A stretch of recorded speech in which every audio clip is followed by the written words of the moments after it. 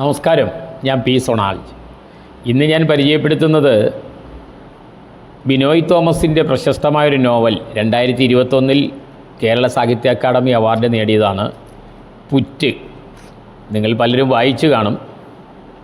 ഉറുമ്പുകൾ അനേകായിരങ്ങൾ ചേർന്ന് പുറ്റുണ്ടാക്കി അതിനുള്ളിൽ കഴിയുന്നത് നമ്മൾ കണ്ടിട്ടുണ്ട്. അതുപോലെ കുടിയേറ്റ മനുഷ്യരുടെ പുറ്റ്.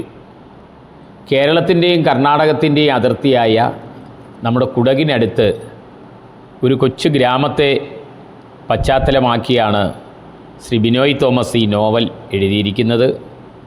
മനുഷ്യനിർമ്മിതമായൊരു പുറ്റിനുള്ളിൽ കുടിയേറ്റ ജീവിതത്തിൻ്റെ വ്യതകളും മോഹങ്ങളും കാമങ്ങളും സദാചാരവും അവരുടെ സദാചാര വിരുദ്ധതയും എല്ലാം ഇതിനകത്ത് വർണ്ണിച്ചിട്ടുണ്ട്.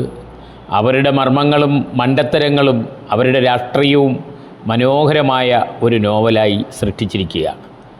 കേരളത്തിൻ്റെയും കർണാടകത്തിൻ്റെയും അതിർത്തിയിൽ പെരുമ്പാടി എന്ന ഒരു സാങ്കല്പിക ഗ്രാമത്തിൽ, സാങ്കല്പികമാണ് എല്ലാ കഥാപാത്രങ്ങളെന്ന് ബിനോയ് തോമസ് ആമുഖത്തിൽ പറയുന്നുണ്ടെങ്കിലും പുറ്റിലെ ഓരോ കഥാപാത്രങ്ങളും കടന്നു വരുമ്പോൾ അതിൽ നമ്മൾ ഓരോരുത്തരും ഉള്ളതായി നമുക്ക് തോന്നാൻ കഴിയും.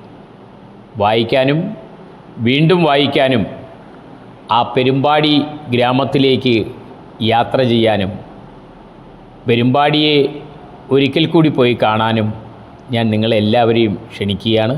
നന്ദി.